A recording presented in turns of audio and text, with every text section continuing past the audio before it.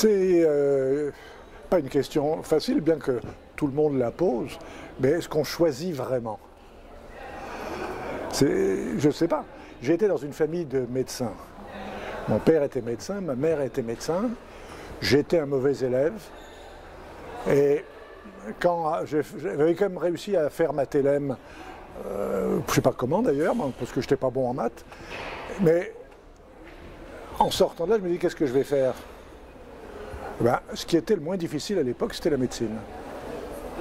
Alors j'ai fait la médecine. C'était pas comme aujourd'hui. Aujourd'hui, la médecine, c'est quelque chose de particulièrement difficile, surtout la première année. Mais à mon époque, c'était un peu là où allaient les cancres. Alors j'ai fait médecine. Voilà. Et après? Ah, après, ben, une fois que j'étais sur le chemin, j'ai continué. Et je dois dire que je suis sorti un peu peut-être du domaine du cancre à ce moment-là. Et j'ai commencé à essayer de faire bien la médecine. Donc je ne me suis pas contenté de faire comme certains de mes amis la faculté, parce qu'à l'époque, c'était faire juste la faculté, c'était rien du tout. On sortait médecin généraliste, mais sans aucune formation à l'époque. Alors j'ai fait la voie des concours, j'ai commencé à faire l'externat, puis l'internat, puis etc. Et une fois qu'on était sur les rails, on était sur les rails. Hein. Non, je ne vais pas dire des choses comme ça devant la caméra, mais il ne faut pas me dire que je suis chirurgien. Je ne suis pas chirurgien, et en France, la transplantation n'est pas vraiment un domaine aux mains des chirurgiens comme ça l'est dans d'autres pays. C'est une discipline que j'aurais voulu créer, et ça a été un de mes grands regrets dans l'existence. J'ai jamais réussi à faire de la transplantation une spécialité, et en plus, je voulais en faire une spécialité mixte, médico-chirurgicale. Parce que je pense que c'en est une qui est mixte. On a aussi besoin des chirurgiens, que les chirurgiens ont besoin des médecins, et les malades ont besoin des deux. Donc je pense que la transplantation, c'est une discipline mixte.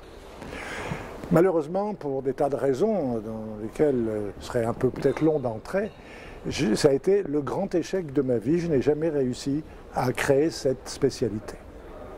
Ah, ben ce qui m'a passionné au début, vous ne pouvez pas vous imaginer, car l'époque à laquelle j'ai commencé la médecine n'a rien à voir avec l'époque actuelle. Rien à voir. La médecine n'a rien à voir aujourd'hui avec ce qu'elle était. Quand j'ai commencé la médecine, elle sortait à peine des limbes d'une médecine dogmatique, littéraire, philosophique, mais pas scientifique du tout. Pas du tout. C'était dans les années 56, 57 quand j'ai commencé. Et voilà. Donc, je suis tombé comme expert, enfin je suis tombé. Il y avait un service dont on parlait beaucoup, qui était en train de naître. On parlait beaucoup d'ailleurs, pas toujours en bien, parce qu'il perturbait complètement la pensée médicale de l'époque, qui était le service de Jean Burger. Et pourquoi? Qu'est-ce qu'il avait de différent, ce service? Eh bien, il avait qu'en Burger, après quelques temps aux États-Unis, un voyage aux États-Unis, s'était rendu compte que la médecine américaine, ça n'avait rien à voir avec la médecine française. Rien. Et je crois qu'un des principaux mérites de Jean Burger, c'est bien sûr tout ce qu'il a fait après, mais son premier mérite, c'est de s'être rendu compte que la médecine avait complètement changé par rapport à ce qu'elle était en France. Et à l'époque, il y a eu quelques grands médecins comme Jean Burger, mais il y en a très peu. Il y a eu Jean Bernard, il y a eu l'Hermite, puis j'en oublie deux ou trois autres. Mais c'était très particulier. Donc, quand il a fallu choisir un stage d'externe,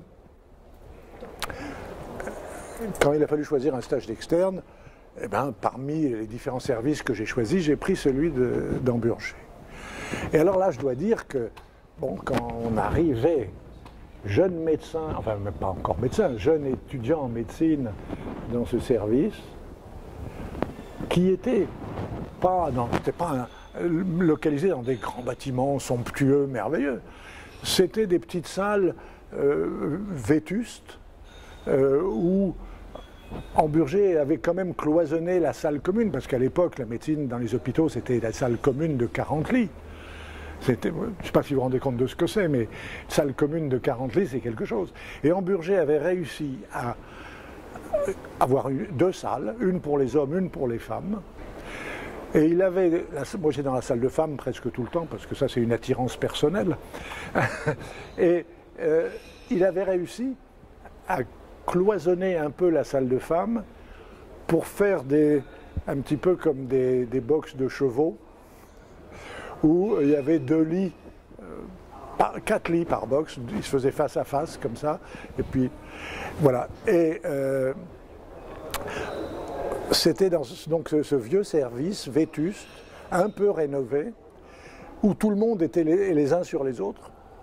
Il y avait quand même déjà pas mal de médecins, et Hamburger commençait déjà à avoir une certaine réputation, et il y avait des médecins étrangers qui étaient là, enfin, il y avait du monde, et on était tous les uns sur les autres, ce qui donnait une atmosphère assez extraordinaire. C'était une sorte de famille, mais de famille avec le bon et le mauvais, hein, parce qu'il y avait souvent des luttes intestines. Mais je dois dire que cette atmosphère était tout à fait surprenante et extraordinaire, même si Hamburger à l'époque restait comme la plupart des grands patrons français, le grand patron. C'est-à-dire que quand Hamburger passait quelque part, il n'y avait plus un bruit, tout le monde se taisait et se mettait à suivre le grand patron. Et les visites, la grande visite d'Hamburger, c'était quelque chose d'assez impressionnant. Aujourd'hui, on en rirait peut-être un petit peu, parce que ça était tellement mandarinal que aujourd'hui ça ferait rire. À l'époque, ça ne faisait pas rire du tout. Et on apprenait pas mal de choses quand même, hein, car c'était un homme duquel on pouvait tirer beaucoup de choses. Alors voilà, donc ayant passé mon externat dans ce service, l'externat c'était 6 mois, hein, c'était pas plus. Quand j'ai été ensuite nommé interne, il a fallu choisir des postes, des services pour l'internat. À l'époque, on choisissait ses patrons, et il fallait que les patrons vous acceptent. C'est-à-dire, on ne choisissait pas, on allait solliciter un patron en lui disant « Est-ce que vous voulez bien de moi comme interne ?» J'avais eu la chance, je ne sais pas comment, mais d'être major à l'externat. J'étais classé premier en sortant de l'externat. Ce qui fait que ça m'ouvrait les portes de tous les grands services. En plus, c'est vrai, j'avais aussi un père qui était médecin hospitalier, ce qui, bon, à l'époque, il y avait quand même un certain népotisme qui jouait. On ne peut pas le nier. Mais ma place de premier à l'externat m'a ouvert à peu près toutes les portes que j'ai voulu. Et Hamburger m'a donné une place d'interne. Et à partir de ce moment-là, c'est là que j'ai vraiment commencé. Et la néphrologie et la transplantation. Je dois dire que quand je suis arrivé comme interne, j'ai assisté à la 2e transplantation au monde. Enfin, pas au monde, non, la 2e transplantation en France. Mais la première qui a été un succès. C'était en 1959. Et ça a été la première transplantation qui a vraiment ouvert la porte aux transplantations, parce que ça a été un succès définitif. Et vous ne pouvez pas imaginer le climat qu'il y avait à cette époque dans les services, enfin dans ce service. Tout le monde était à la fois excité, mais en même temps travaillait d'une façon invraisemblable pour arriver à développer cette chose qui était impensable en dehors de ce service. La transplantation d'organes, nos collègues nous considéraient comme des rigolos qui avions envie de faire des scoops dans la presse. C'était à peu près ça. On faisait des apprentis sorciers qui faisions n'importe quoi. Mais ce côté un peu justement marginal par rapport au reste de la médecine de l'époque m'a beaucoup plu. Et c'est probablement à cause de ce côté marginal et provocateur que je suis resté là-dedans, que j'ai été passionné par cette discipline qui était en train de naître. C'était tout neuf, hein, et c'est une discipline qui était tellement extraordinaire par rapport aux autres disciplines médicales de l'époque, que ça ne pouvait pas ne pas exciter un jeune médecin. Voilà comment j'ai commencé et comment je suis entré en transplantation avec les toutes premières transplantations.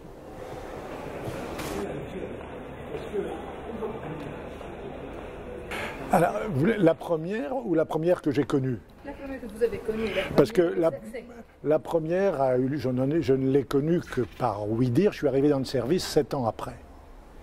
Elle avait eu lieu en 1952, et entre cette première et la deuxième à laquelle j'ai assisté, et après j'ai suivi le transplanté pendant toute sa vie, il s'était écoulé 7 ans.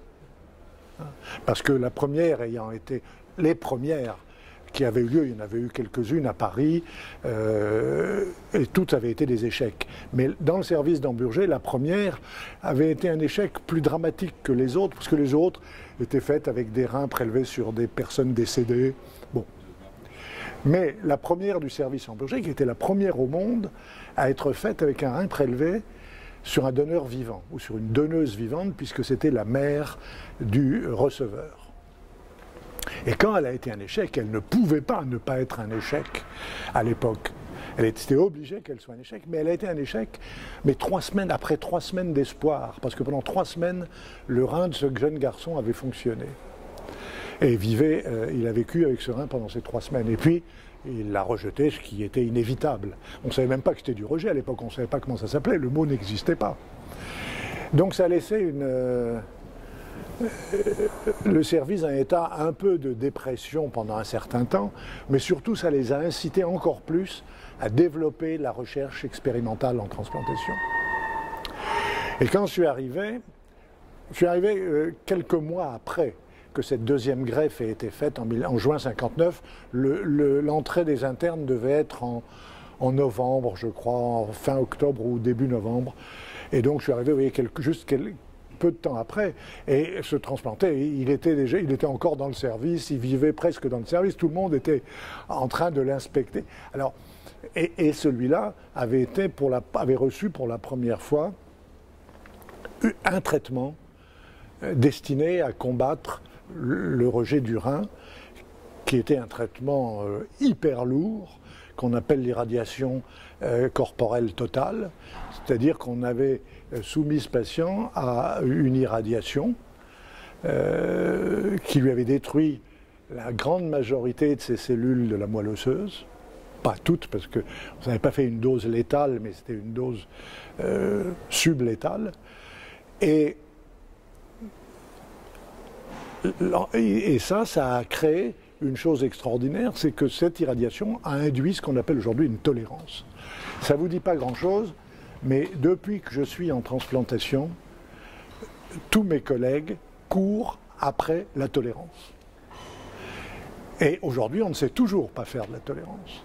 Mais les 2 premiers transplantés qui ont été des longs succès au monde en dehors des vrais jumeaux sur lesquels je passe, parce que ce n'est pas très intéressant, ont été irradiés et ont eu une tolérance induite. C'est-à-dire qu'ils ont eu l'irradiation, puis plus rien. Plus aucun traitement pendant toute leur vie. Et ils ont gardé les reins, l'un aux États-Unis l'a gardé pendant 19 ou 20 ans, celui de Necker l'a gardé pendant 24 ans, et il est mort d'un cancer de la vessie parce que c'était un fumeur comme c'était pas possible, mais son rein marchait.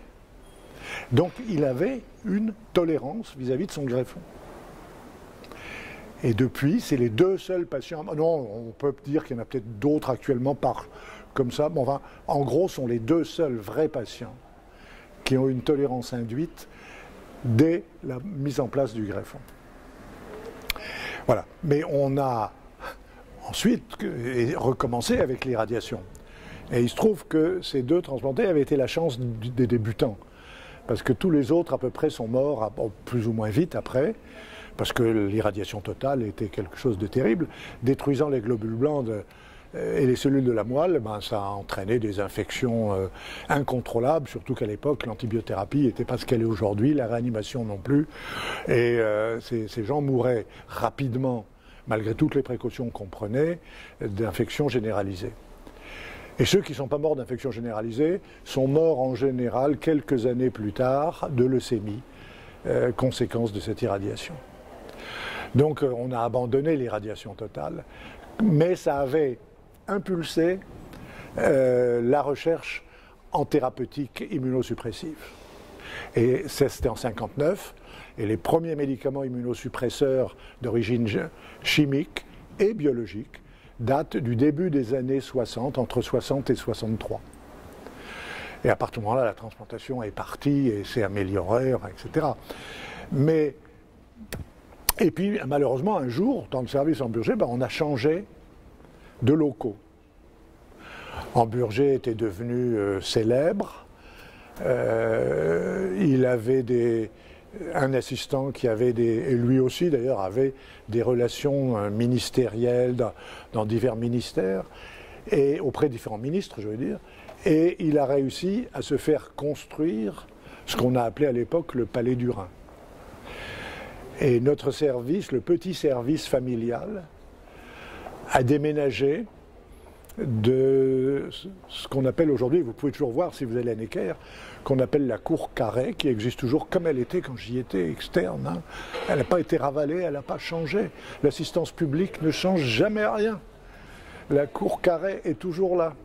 Et, je vais vous dire mieux, la cour carrée est toujours là, et les 3 fenêtres de ce qu'on appelait les chambres stériles, qui étaient là où on mettait les patients après l'irradiation totale pour qu'ils s'infectent le moins possible.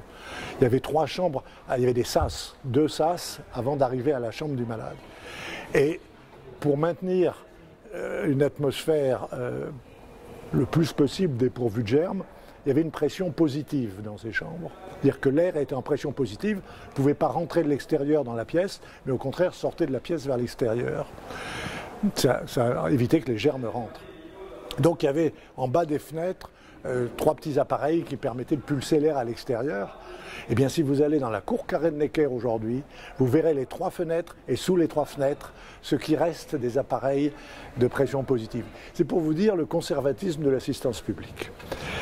Donc en 68, début 69, juste après la révolution de 68, de mai 68, eh bien, le bâtiment monstrueux à la Citizen Kane, construit pour Hamburger, je veux dire pour Hamburger et Couvler, mais Couvler c'était l'urologue, c'était un peu accessoire, il a surtout été construit pour Hamburger.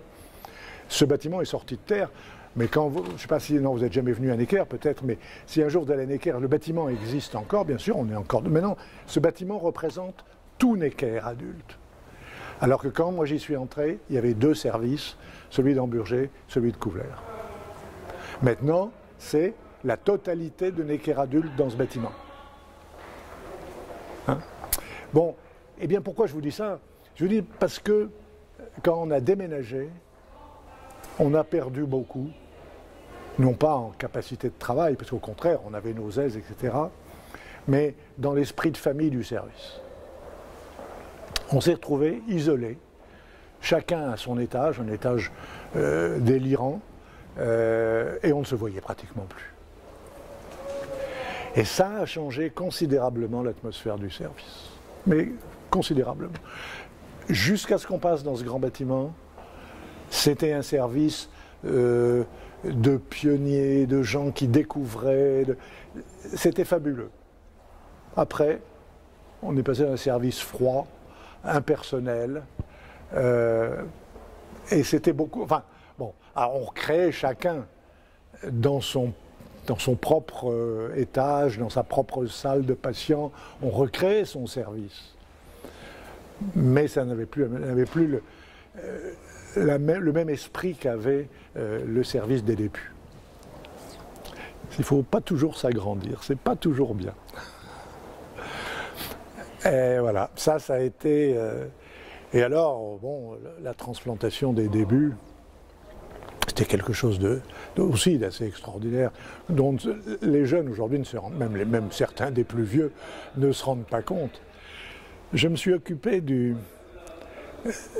on avait créé avec Jean Dossé en 1969 ou 10, je ne sais plus la date exacte, c'était fin 69, début 70, on avait créé quelque chose qu'on appelait France Transplant, qu'on a appelé à l'époque France Transplant, et qui prenait la suite de deux petites organisations régionales qui avaient été créées juste avant, mais régionales. L'une qui était Paris Transplant pour l'organisation de la transplantation en Île-de-France, et l'autre qui était Rhône Méditerranée Transplant, qui faisait la même chose dans la région Rhône-Alpes-Méditerranée. Et on a supprimé ces deux entités régionales et on a créé France Transplant qui s'était chargé de réguler la transplantation dans la France entière. C'est-à-dire, il fallait distribuer les reins qu'on prélevait pour essayer de trouver le meilleur receveur. Avec ce qu'on savait à l'époque de ce que pouvait être le meilleur receveur ou le meilleur donneur pour un receveur. Et Jean Dosset, qui avait découvert très peu de temps avant ce qu'on appelle maintenant le système HLA, qui est quelque chose qui est devenu fabuleux par rapport à la découverte de Jean Dosset en 1954, je crois, servait à l'époque, ce HLA servait, et a servi, et en sert encore, à essayer d'apparier l'organe du donneur avec le receveur. Et donc il fallait en urgence être capable de déterminer d'une part les groupes, ce qu'on appelait les groupes HLA du receveur, et voir les groupes HLA du donneur et les apparier. Alors les groupes HLA du receveur, ça ne pose pas de problème, puisqu'on avait les receveurs un peu à l'avance, étant donné qu'il y avait déjà à cette époque-là le rein artificiel chronique, donc nos patients étaient au rein artificiel, et puis quand arrivait un rein quelque part en France, on déterminait en urgence les groupes du donneur et on regardait sur la liste des receveurs français, on regardait celui qui avait le plus de compatibilité dans le système HLA. Et on faisait ça non pas avec des ordinateurs, on faisait ça à la main avec des fiches sur lesquelles il y avait les groupes du receveur. On n'en avait pas beaucoup, hein, on avait une dizaine. Et puis j'avais je m'étais fait une petite réglette avec des trous. Les groupes, on mettait les groupes du donneur et puis on descendait la réglette comme ça sur la liste de tous des groupes de tous les receveurs. Et on regardait, on disait celui-là en a 2, celui-là 1, celui-là 4. Et on prenait ceux qui avaient la compatibilité la meilleure. À ce moment-là, il fallait organiser la transplantation en France, c'est-à-dire, imaginons que le rein a été prélevé à Bordeaux, mais que le meilleur receveur se trouve à Lille. Je ne sais pas si à l'époque il y avait déjà une équipe de transplantation à Lille, mais bon, il fallait à ce moment-là, d'une part, demander à Lille s'ils étaient prêts à transplanter, si le receveur était joignable, parce que c'est en urgence. Et puis, il fallait ensuite organiser des transports. Mais aujourd'hui, tout ça, ça semble d'une simplicité enfantine. Mais à l'époque, dire à une compagnie aérienne, on va vous mettre un rein humain dans l'avion, on faisait presque tomber l'avion quand on disait ça. Hein. C'était impensable. Et c'était assez extraordinaire, parce que pour organiser une transplantation, ce qui aujourd'hui est une routine absolue, aujourd'hui, même le chef du service ne sait plus immédiatement quand il y a un rein qui est offert. C'est le réanimateur de garde qui s'en occupe.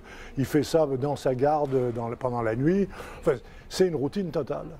Alors, dans France Transplant, il y avait deux parties. Il y avait la partie laboratoire. Et c'était un de mes amis, Jacques Ors, qui était l'assistant de Dosset, qui était chargé de l'organisation de la partie laboratoire. Et puis, du côté, il fallait une branche clinique pour dispatcher les reins, pour apparier, etc. Et j'ai été responsable de cette partie pendant 10 ans de ma vie. Ça ne vous dit pas grand-chose, mais pendant 10 ans de ma vie, j'ai été d'astreinte tous les jours. Tous les jours et toutes les nuits, bien sûr. C'était plus la nuit encore que le jour. Pendant 10 ans. Et quand j'ai commencé en 70, il n'y avait pas d'iPhone. Hein. Et il n'y avait même pas il n'y avait aucun paging system, il n'y avait rien. On avait quoi? Le téléphone fixe de nos appartements, des hôpitaux, etc. Non. Ce qui fait que quand on était astreinte, et qu'il fallait rester joignable, soit on restait chez soi, soit on restait à l'hôpital, mais on ne pouvait pas se déplacer. Enfin, on pouvait se déplacer. Si on avait un ami qui vous invitait à dîner, qui était à un quart d'heure de chez vous, on pouvait y aller. Mais sinon, on n'était pas joignable. Si on n'était pas joignable pendant 1 heure ou 2, eh bien, ça pouvait être très ennuyeux. On pouvait perdre un rein, il fallait être joignable relativement rapidement. Et donc ça a été dur, jusqu'au jour où il y a eu le premier... avant le premier pager, là, comme disent les Américains, j'ai utilisé les appareils de téléphonie militaire de campagne. Je ne sais pas si vous voyez ce que c'est, mais c'est un truc qui doit peser 10 à 15 kilos, avec une batterie, et il fallait tourner la manivelle pour appeler. Quand vous alliez au cinéma avec ça, vous regardez d'un drôle d'air. Mais on s'est promené avec ça, hein, parce qu'on préférait se promener avec ça que de ne pas se promener. Et puis un jour, on nous a offert un appareil long comme ça, épais comme ça. On ne parlait pas dedans, mais il s'allumait, il allumait des petites ampoules. Il y avait 3 ou 4 ampoules, si je me souviens bien. Chaque ampoule voulait dire, tu rappelles tel numéro. Donc, si on était en voiture, il fallait s'arrêter, trouver un téléphone sur le trottoir, vous savez, les téléphones de la ville, et puis appeler. Mais tout ça, bon, mais ça nous a semblé quand même une révolution. Hein, fantastique. Et voilà, et puis après, alors ça a évolué, maintenant il y a l'iPhone, bon, mais ça a été quelque chose. Et alors être d'astreinte pendant 10 ans dans ce système-là, c'était un peu lourd, surtout pour se faire engueuler au moins 1 fois sur 2. Parce que naturellement, quand j'avais le malheur d'attribuer un rein à Paris, j'avais toute la province, et toute la province, ça représentait pratiquement toute la France sans Paris.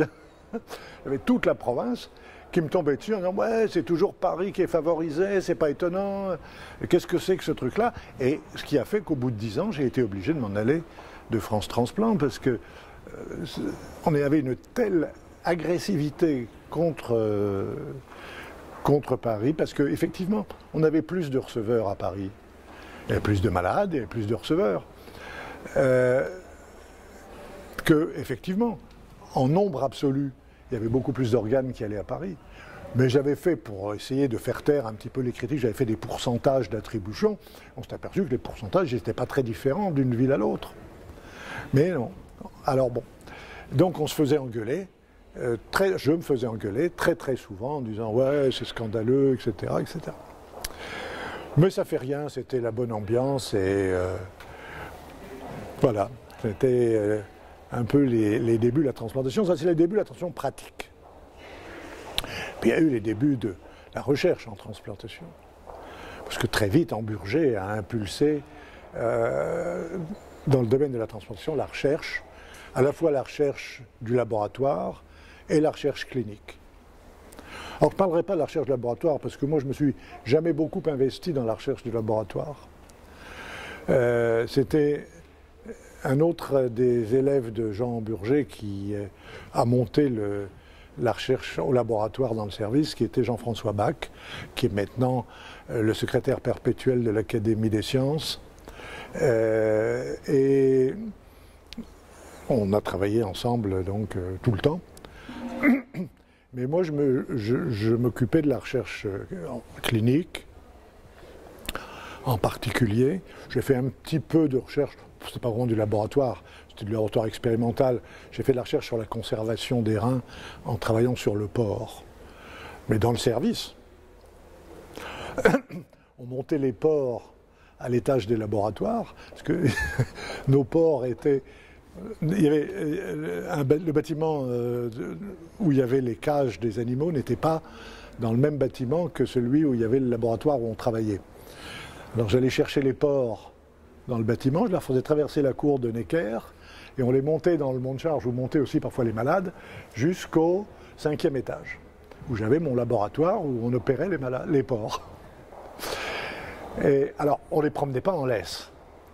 j'avais fait construire une cage pour entrer, c'était des gros porcs, hein, pas des petits porcs, des gros porcs. J'avais fait construire une cage avec des arceaux comme ça, métalliques, dans lequel on entrait le porc, ce qui n'était pas facile. Il fallait le faire entrer à reculons pour qu'il veuille bien entrer dans la cage, en lui mettant un seau sur le groin. Enfin, c'était pas simple. Et puis on recouvrait la cage d'un drap et on lui faisait traverser la cour et monter dans l'ascenseur. Mais il m'est arrivé de nombreuses fois que le porc, peut-être un peu effrayé ou pas, fasse ses besoins dans la cage pendant qu'on le montait. Alors les gens qui étaient dans l'ascenseur, qui voyaient brusquement de l'urine qui s'écoulait de la cage, c'était un peu particulier. Et une fois, on faisait aussi ces porcs, on leur mettait ce qu'on appelle des bypass, comme on fait, enfin on ne le fait plus, mais comme on faisait pour la dialyse, c'est-à-dire qu'on leur mettait un cathéter entre la veine jugulaire et l'artère carotide pour pouvoir prendre du sang facilement. Et ces bypass étaient en silicone. Et un jour, on avait notre porc dans sa cage. On était dans l'ascenseur qui était bondé. C'était un monte charge, vous voyez, il y avait 10 personnes ou 15 personnes dedans. Et on avait notre cage. Et brusquement, on voit du sang qui s'écoule de la cage. Un gros flot de sang qui... Parce que quand une artère carotide se mettait à débiter, ça débitait. Hein. Donc, on voit le filet de sang. Vous avez vu la tête des gens qui étaient dans l'ascenseur? Ça, je m'en souviendrai toujours. Voilà. Ça, c'était... bon, bien sûr, dans les années... Actuellement, ce ne serait même pas pensable qu'on mette des animaux dans un bâtiment où il y a des malades. Hein, ça serait, et qu'on leur fasse prendre le même ascenseur. Ce serait absolument pas pensable. À l'époque, personne ne contestait cette possibilité. Donc j'ai fait un peu cette recherche-là, mais j'ai surtout intéressé à la recherche clinique, c'est-à-dire qui a été principalement la recherche sur l'utilité du HLA d'une part au début, et puis la recherche en immunosuppression, qui était finalement la recherche fondamentale en pratique de transplantation. Et bon, au cours de laquelle... l'histoire en est longue. Là encore, on ne peut pas rentrer dans l'histoire du développement de l'immunosuppression clinique, mais il y aurait beaucoup à dire, surtout à partir du moment où l'industrie pharmaceutique s'est impliquée, ce qui était nécessaire et évident, puisque c'est eux qui fabriquaient les médicaments. Ils sont impliqués dans cette recherche. Et finalement, aujourd'hui, c'est eux qui la dirigent. C'est eux qui l'ont en main. Et c'est pour ça que ça donne lieu à un certain nombre de problèmes, on a peut-être entendu parler, sur la collusion entre les médecins et l'industrie pharmaceutique. C'est vrai, cette collusion existe. Elle est inévitable, on ne voit pas très bien comment on peut essayer de l'améliorer, mais c'est très difficile. Bon, n'entrons pas là-dedans, c'est un débat actuel.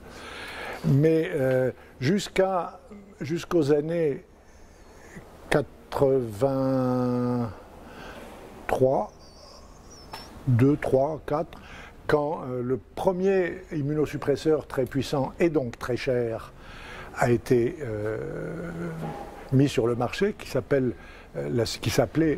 la cyclosporine. Jusqu'à ce moment-là, les laboratoires s'intéressaient très peu à la thérapeutique en transplantation parce qu'on utilisait des médicaments qui ne coûtaient rien. Les corticoïdes ne coûtaient pas très cher et un autre médicament qui s'appelait Limurel, qui existe encore d'ailleurs aujourd'hui, l'azatioprine, coûtait 3 fois rien et c'était un énorme laboratoire qui le produisait. C'était vraiment un truc complètement accessoire pour ce laboratoire. Jamais il lui serait venu à l'idée de venir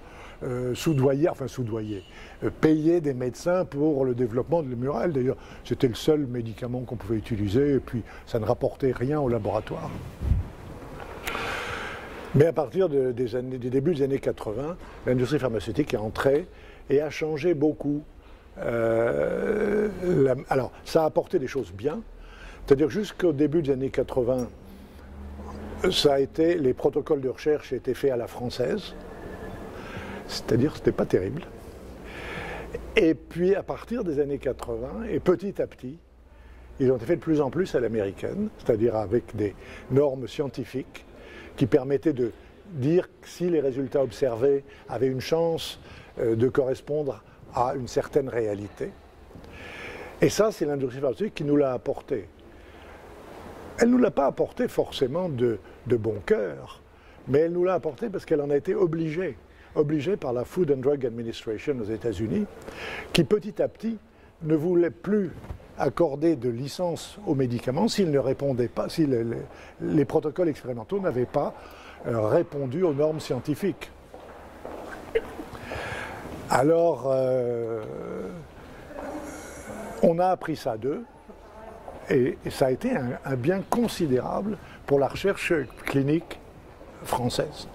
À partir de ce moment-là, les gens de plus en plus se sont mis à faire des protocoles expérimentaux de bien meilleure qualité.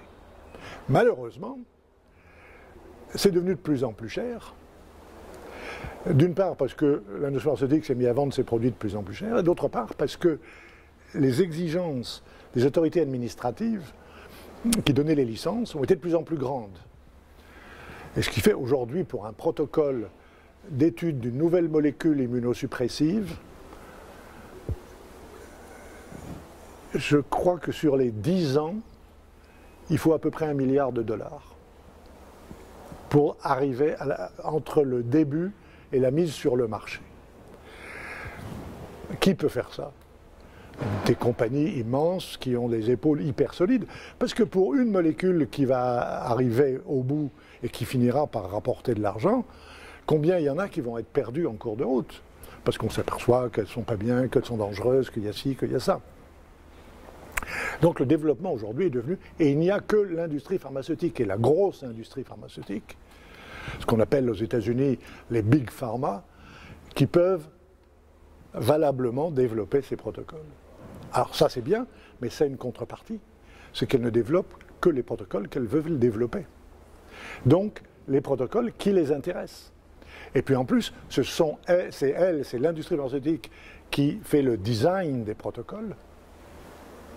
Donc, très souvent, les séries contrôle, il y a beaucoup à dire dessus. Elles peuvent être biaisées dans un sens qui va favoriser le bras expérimental et non pas le bras contrôle, et montrer que le bras expérimental est mieux que le bras contrôle. Et si une équipe de transplantation ou plusieurs équipes de transplantation veulent faire leur propre recherche, ben ils ne peuvent pas. Sur des nouvelles molécules, ils ne peuvent pas. Parce que l'industrie pharmaceutique ne va pas leur donner la nouvelle molécule. Alors éventuellement, on peut faire de la recherche en phase 4, c'est-à-dire faire des protocoles une fois que la molécule est déjà sur le marché et essayer de rectifier un peu le tir initial. Mais même ça, ça coûte de l'argent, parce qu'il faut faire ces protocoles de façon de plus en plus rigoureuse. Et d'où vient cet argent pour les médecins hospitaliers? Eh bien, il vient fatalement de l'industrie pharmaceutique. Parce que ce n'est pas l'hôpital qui leur donne. Alors, il y a un peu d'argent qui peut venir actuellement par les PHRC qui vient du ministère, mais dans le temps, il n'y en avait pratiquement pas. Donc, ça venait que de l'industrie pharmaceutique. Alors, comment ça se passait? Bien, l'industrie pharmaceutique, quand elle développait un protocole à elle, et qu'elle avait besoin de patients pour l'appliquer, elle payait l'équipe médicale tant par malade. Et l'équipe médicale prend cet argent et, quand ils sont honnêtes, ce qui n'est pas toujours le cas, mais quand ils sont honnêtes, le mettent dans ce qu'on appelait à l'époque une caisse noire, qui était la caisse du service. Et cette caisse permettait, entre autres, de gérer des protocoles qui parfois allaient contre ce qu'aurait voulu l'industrie pharmaceutique, bien que ce soit avec son argent de façon indirecte. Hein. Voilà, enfin, bon, tout ça, on pourrait discuter très longtemps là-dessus.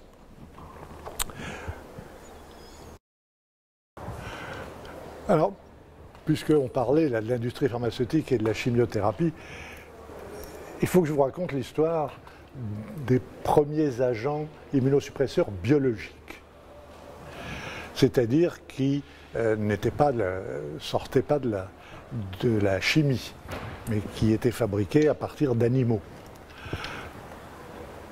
Et L'histoire remonte il y a longtemps à Metchnikov. Vous voyez, Metchnikov, c'était je ne sais même plus moi, au 19e, je pense, à peu près, qui avait montré, c'était pas du tout pour la transplantation, hein, parce qu'au 19e, la transplantation, vous connaissez la greffe de peau et encore,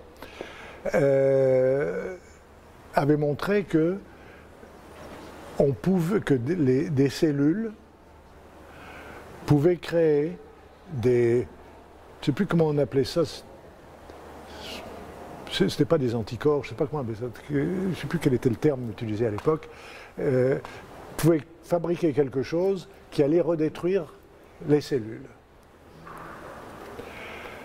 Et puis, cette idée a été reprise au début des années 60 par il est écossais ou irlandais, écossais je crois, oui. Un écossais qui était Woodruff. Je crois qu'il était écossais. Il a une tête, il peut être irlandais, parce qu'il a une tête de joueur de rugby. Alors. Et Woodruff a montré que ça pouvait être intéressant en transplantation, parce que ces anticorps, appelons-les anticorps, on n'utilisait pas le mot à l'époque, mais ces anticorps pouvaient détruire les cellules qui pouvaient peut-être jouer un rôle dans le rejet des greffes. Tout ça était plein de peut-être, il n'y avait pas le mot de rejet, c'était dans la destruction, etc. Et il a commencé à en fabriquer. Et Hamburger sautait là-dessus et a dit à un de ses assistants qui s'appelle Jean Dormont qu'il fallait essayer de mettre ça au point. Jean Dormont s'est mis à travailler avec les gens de Pasteur, et puis il y avait des chevaux, et ils ont immunisé des chevaux contre des cellules blanches du sang. En fait, rien n'était purifié. Hein. Et donc ils ont immunisé ces chevaux en injectant un sang très peu purifié. Et ils ont obtenu, en reprenant le sérum de ces chevaux, ils ont obtenu un sérum qui contenait, ils ne savent pas quoi, mais qui contenait des choses que quand on mettait ces sérums en présence des cellules qui avaient servi à immuniser, ça les détruisait. Et alors on s'est dit, on va faire ça chez les malades, et on a gagné. On a le bon produit immunosuppresseur pour la greffe. Depuis que je fais de la transplantation, j'ai toujours entendu les gens de laboratoire disent dans 6 mois on a le prix Nobel. Et ils en sont encore là aujourd'hui. Ils ont toujours le prix Nobel dans 6 mois. Malheureusement, au bout de 6 mois, ils ne l'ont pas. Mais enfin, avec les sérums anti-lymphocytes, ça a commencé comme ça. Et alors, moi j'étais en salle à l'époque, je devais être interne, et Dormont nous a dit, bon ben voilà, on va faire une étude chez les malades. Alors faire une étude, ça ne voulait pas dire comme aujourd'hui, ça voulait dire, chaque fois qu'il y a un malade, on va lui faire le machin, puis c'est comme ça. Puis après on verra si ça marche ou si ça ne marche pas. Et il est arrivé un jour, avec une seringue de 50 cc, je crois. Oui, c'est une grosse seringue, 50 cc. Hein. C'était au moins 50, je ne sais pas si c'était pas 100. Et on lui dit, mais où vous allez faire ça? Parce qu'on ne tutoyait pas, hein. Où vous allez faire ça, monsieur Dormont? Et il dit, ben on va faire ça en sous-cutané. Il dit, sous-cutané, mais oui, ça va se résorber en sous-cutané. Et ça... Ah bon? Et il est arrivé avec sa seringue, et il a commencé à injecter en sous-cutané. Le malade, j'ai cru qu'il allait falloir l'attacher. Hein. Ça lui a fait un mal épouvantable. Dans les heures qui ont suivi, il a eu 40 frissons. Ça a été dramatique. Mais Dormont n'a pas démordu de ça. Et pendant plusieurs mois, on a expérimenté le sérum. Mais quand les patients nous voyaient arriver avec notre seringue de sérum anti-lymphocytes, enfin de sérum anti-quelque chose, c'est pour ça que je disais anti-cellules plus qu'anti-lymphocytes, parce que ça détruisait un peu tout, hein. Ça ne détruisait pas que les lymphocytes, ça détruisait les plaquettes, ça détruisait des globules rouges, ça détruisait pas mal de choses. Quand ils avaient arrivé avec ça, ils nous voyaient arriver avec ça, après en avoir eu une, ils fuyaient ou ils s'enfonçaient sous le lit, ils voulaient... Et on a quand même arrêté. Je ne sais pas si c'est uniquement parce que ça faisait mal aux patients, que ça leur donnait de la fièvre et une pathologie épouvantable, parce que ça n'avait pas beaucoup d'effet. Étant donné que c'était pas concentré, c'est aucune puissance, enfin ça. Donc on n'a vu rien de particulier et on a dit ça ne marche pas. Et il faudra attendre un petit 2-3 ans de plus que, à ce moment-là, l'industrie pharmaceutique, et alors aux États-Unis et en France, à Lyon, c'est le mérite de l'équipe de Trégère, d'utiliser à ce moment-là des lymphocytes très particuliers et très purs, qui étaient les lymphocytes qu'on prend dans le canal thoracique. En faisant un drainage du canal thoracique, on prend ces lymphocytes, on les réinjecte à des animaux et on sort quelque chose qui est un sérum qui était déjà beaucoup plus anti-lymphocytaire et qu'ils ont rapidement purifié plus ou moins bien, mais qu'ils ont fini par purifier. Puis aux États-Unis, il y a eu un laboratoire qui était le laboratoire Upjohn qui a sorti lui aussi un sérum anti-lymphocyte. C'est moi le premier vrai que j'ai expérimenté et pour lequel j'ai fait ma première étude randomisée, c'est-à-dire selon les normes scientifiques. C'était dans les années 76 ou 17, 76 je pense. Et voilà. Et donc, à partir de là, les sérums ont été purifiés, entraînaient beaucoup moins de réactions fébriles, devenaient beaucoup plus efficaces. Et puis, on s'est mis à isoler de ces sérums ce qu'on appelle les globulines, c'est-à-dire la partie active du sérum. Et aujourd'hui, ces sérums existent toujours. Ce qu'on appelle par exemple en France la thymoglobuline, qui sont des globulines antithymocytaires de lapin. C'est-à-dire que ce n'est pas sur le cheval, parce que le lapin produit une quantité de globulines plus concentrée et plus efficace. Reste l'un des meilleurs agents immunosuppresseurs dans ce qu'on appelle l'induction de la transplantation, c'est-à-dire dans le traitement initial très puissant, et dans le traitement de certains rejets. Donc ce même produit, qui date du début des années 60, eh bien, est toujours là, 50 ans après. Et est toujours là sans avoir perdu son intérêt. Il reste plein d'intérêt. Alors que, bon, les corticoïdes aussi, je dois dire, les corticoïdes aussi sont toujours là, bien que les transplanteurs essayent de faire tout ce qu'ils peuvent pour s'en séparer, ils sont toujours là. Les autres ont été rejetés pour des raisons qui ne sont pas toujours très claires. En particulier, il y en a un, moi, ça m'a révolté, c'est ce qu'on appelle, celui dont je parlais tout à l'heure, qui s'appelle Limurel. Limurel est un médicament le médicament immunosuppresseur avec lequel on a fait de la transplantation pendant 20 ans. Pendant 20 ans. Et pendant 20 ans où on a eu des résultats de transplantation qui étaient bons, voire même très bons. Je parle de transplantation, je ne parle pas de mortalité de patients, parce que la mortalité de patients était due au fait qu'on n'avait pas d'agents anti-infectieux corrects, qu'on ne savait pas faire une bonne réanimation, etc. Mais pendant 20 ans, on a utilisé ce médicament comme immunosuppresseur de fond. Eh bien, du jour au lendemain, un laboratoire a sorti un médicament, ce qu'on appelle un peu aujourd'hui un MeToo. Les MeToo sont un peu des copies d'un autre médicament. C'est-à-dire qu'il a la même action. C'est un médicament qui avait la même action. Ils ont fait une étude scientifiquement conduite, mais quand je disais qu'on peut biaiser les séries contrôle, c'est facile. Dans le bras actif, avec ce nouveau produit, ils l'ont mis à des doses qu'on pouvait considérer comme efficaces. Alors que dans le bras contrôle où il y avait Limurel, l'azatioprine, ils l'ont mis au tiers de la dose efficace. Fatalement, et il y avait un troisième bras qui était le bras placebo, et ils ont montré que le bras Limurel et le bras placebo avaient exactement les mêmes effets, c'est-à-dire que Limurel était un placebo.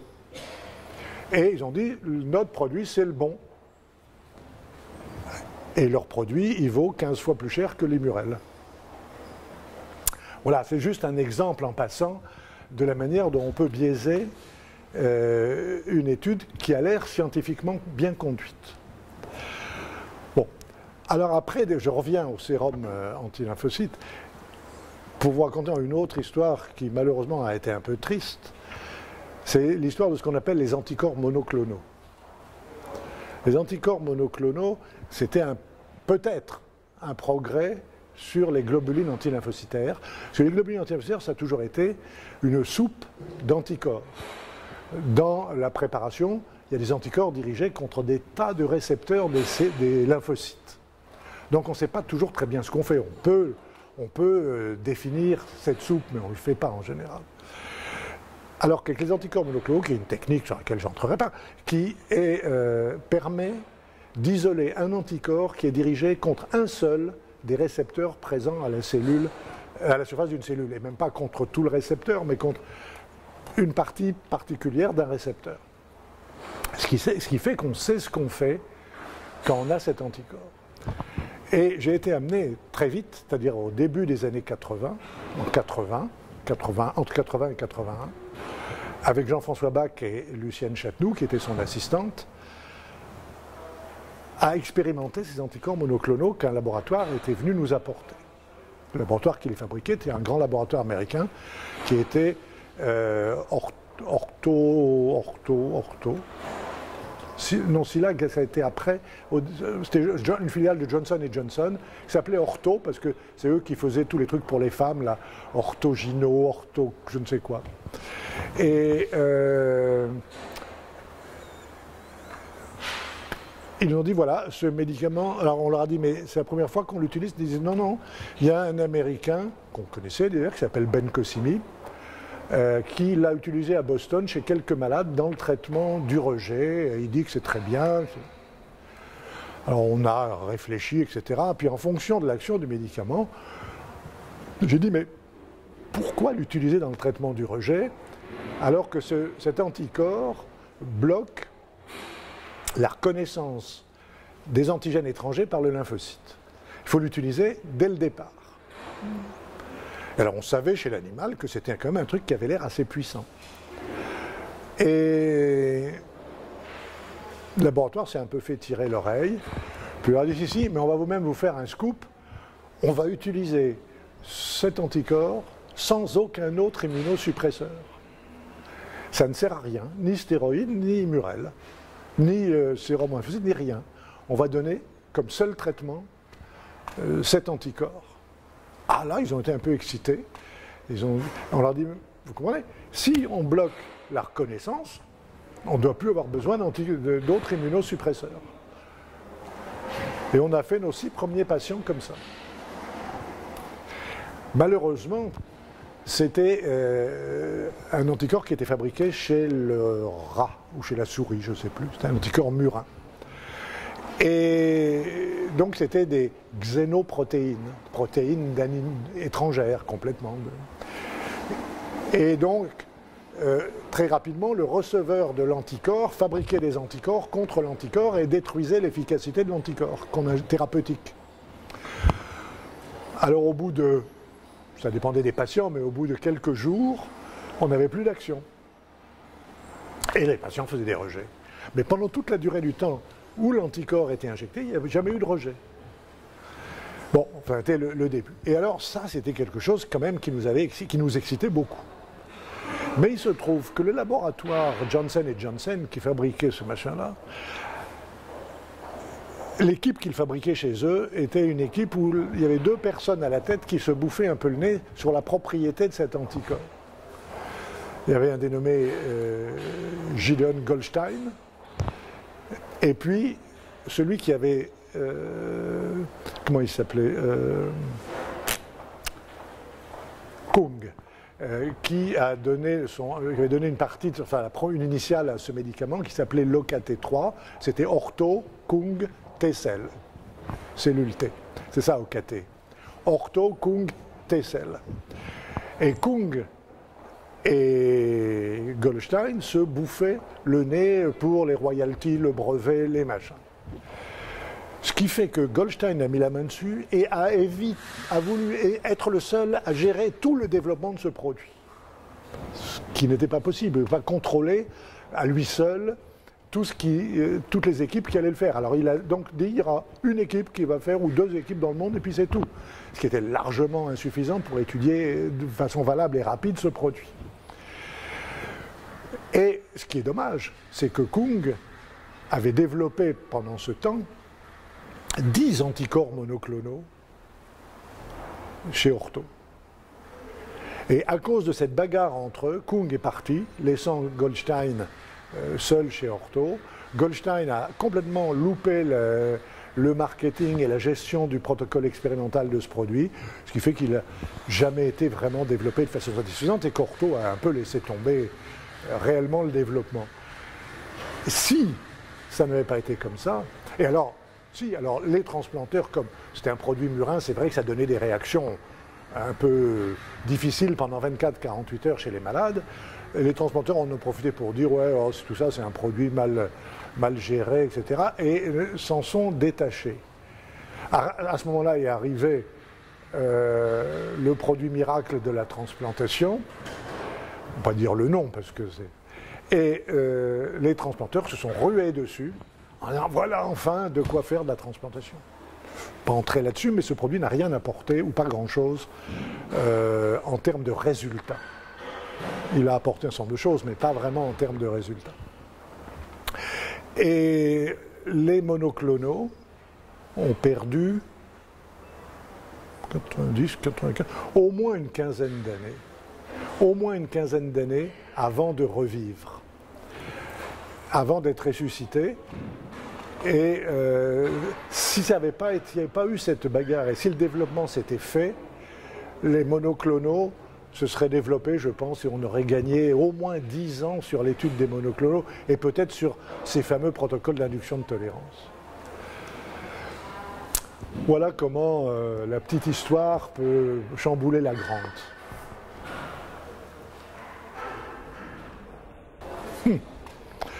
Alors là, ça dépend. Est-ce que vous voulez que je vous parle de l'histoire ou de la petite histoire? Les deux. Ah oui, mais Hamburger, c'est un homme complexe. Difficile, complexe, avec un certain nombre de qualités, à mon avis beaucoup de défauts, mais qui a quand même été à l'origine, en France, du développement de un des grands médecins à l'origine du développement de la médecine française. Pas uniquement de la néphrologie, de la transplantation, je dis de la médecine française en général, par sa manière de raisonner, de penser. Il a fait progresser considérablement la médecine dans la voie scientifique. Alors qu'est-ce que c'est qu'un grand maître? Et on peut répondre sûrement de plusieurs manières. Moi, j'aurais tendance à dire un grand maître se juge par son école. Parce que s'il n'y a pas d'école, il n'y a pas de maître. Un maître sans élève, c'est pas un maître. Or, je ne peux pas dire qu'il y a aujourd'hui, ou qu'il y a eu, pas aujourd'hui, il y en a beaucoup qui sont morts, mais qu'il y a eu dans les décennies passées beaucoup ni de néphrologues, ni de transplanteurs qui se soient targués d'être les élèves de l'école Hamburger. Ils le disent comme ça, mais beaucoup sont partis en claquant la porte. Beaucoup se sont fâchés avec Hamburger. Et il y en a un que notre ami Pierre connaît particulièrement. Ils sont partis en claquant la porte, fâchés. Pourquoi? Parce qu'Hamburger n'avait pas vraiment un côté très convivial. C'était un homme assez froid, assez méprisant, et qui n'avait pas des relations humaines faciles. Et je ne sais même pas s'il aimait vraiment les relations humaines. Donc, ça a été indiscutablement un grand quelque chose dans le cadre de la médecine, de la néphrologie, de la transplantation, de la réanimation. Je ne sais pas un grand quoi. Médecin, peut-être. je ne suis même pas convaincu qu'il était un grand médecin, parce qu'il manquait beaucoup de la relation humaine. Et la relation humaine, quand même, ça fait le grand médecin. Non, je ne sais même pas. Et d'autre part, mais ça c'était un peu le défaut de l'époque, quand on faisait la grande visite avec le grand patron, je ne dis pas le grand maître, je dis le grand patron, ça se passait de la manière suivante. L'externe arrivait en portant le dossier au lit du malade. L'interne l'interne lisait le dossier, lisait l'observation. L'assistant donnait ses conclusions et le grand patron devait donner le dernier mot et il devait lui avoir raison. Donc il ne donnait jamais la même conclusion que celle de l'assistant. Mais ça, c'était un peu le travers de l'époque. Je ne veux pas l'attribuer uniquement à Hamburger. Et je me souviens d'une de ces remarques à un des jeunes assistants qui donnait sa conclusion tout fier devant l'aéropage de médecins étrangers, d'étudiants, de machins qui suivaient la visite. Hamburger, qui était un homme très courtois, très urbain, il a dit « Monsieur, je ne dirai pas le nom, je vous remercie infiniment de vos conclusions qui sont indiscutablement très intéressantes. Vous nous permettrez cependant de ne pas en retenir un seul mot. » Voilà. Alors, bon, vous voyez là un peu l'atmosphère qui pouvait exister dans une visite. Alors, si ça a été un grand quoi, je ne saurais pas mettre un qualificatif. Je dirais que ça a été un grand de la médecine. Je ne mettrai pas de qualificatif ni de médecin, ni de maître, ni de chercheur. À mon avis, ça a été un très mauvais chercheur. Je ne sais pas si je devrais dire ça devant la caméra, parce que je ne vais pas m'attirer que des amis. Mais je ne suis pas sûr que ça a été un grand chercheur, car il voulait le prix Nobel tout de suite. Et il a confié des protocoles de recherche expérimentaux à des jeunes médecins qui étaient plus farfelus les uns que les autres. Et puis au bout de 6 mois, quand il n'y avait pas de prix Nobel en vue, il laissait tomber le protocole. Mais le pauvre qui était dessus, lui, il continuait, et il n'était plus aidé du tout et il était perdu. Comme ça, on a eu quelques chirurgiens, car il a pris... Je me souviens d'un chirurgien à qui il voulait faire du drainage des lymphatiques du rein, ce qui n'était pas une mauvaise idée, pour voir comment les lymphatiques du rein, après la transplantation, se développaient et quelles cellules on retrouvait dans ces lymphatiques. Je ne sais pas si vous voyez ce que c'est que d'aller mettre, au moment de la greffe où on ne les voit pas pratiquement, des micro-cathéters dans des lymphatiques qui ont été coupés et qu'on a un mal fou à trouver. C'est un travail terrible. Il avait acheté, je crois, une vingtaine de chiens pour le chirurgien, qui était un urologue, le pauvre, il ne savait pas forcément cathétériser des lymphatiques. Et c'était des chiens pour M. Hamburger. Donc, ce n'était pas le bâtard avec lequel travaillaient ses assistants. C'était des beagles. 20 beagles, ça coûtait assez cher. Et quand le chirurgien a eu massacré les 20 beagles, il l'a remercié en disant que son travail ne servait à rien, et voilà. Bon, c'est une anecdote, hein. Il y en a eu d'autres. Mais donc je ne crois pas non plus que c'était un grand chercheur, bien qu'il ait suscité beaucoup de vocations de recherche, en particulier Jean-François Bach. Mais est-ce que Jean-François Bach avait besoin qu'on le pousse pour devenir un chercheur? Je pense qu'il l'était avant d'arriver chez Hamburger. Et là encore, si je veux faire de la petite histoire, je ne sais pas jusqu'à quel point Hamburger n'a pas eu un peu peur de son élève. Et s'il s'est dit qu'il n'avait peut-être pas été un peu loin en prenant ce garçon qui était franchement très brillant. Et je pense qu'à un moment, il s'est senti un peu en concurrence. À ce moment-là, il a fait une espèce de schisme en donnant à Jean-François une partie du laboratoire sous sa responsabilité, puis lui en a pris une autre. Et là, il était le seul à pouvoir parler. Mais bon, donc il y a plein de travers dans l'histoire d'Hamburger. Mais ça a été quand même un homme qui a fait avancer beaucoup de choses. Mais je ne lui donnerai pas les qualificatifs traditionnels, en tout cas, parce qu'ils ne s'appliquent pas, de mon point de vue. Hein. Je ne vous ai pas raconté l'histoire du HLA et de la relation Jean Dosset-Jean Hamburger. Qui a été quelque chose d'assez intéressant à vivre. Jean Dosset, comme je vous l'ai dit tout à l'heure, n'était pas, je ne vous l'ai pas dit ça, mais a découvert le HLA en 1954, c'est ça que je vous ai dit. En fait, il ne cherchait pas du tout quelque chose qui puisse être utile au greffe. La greffe, il ne savait pas ce que c'était, surtout en 1954.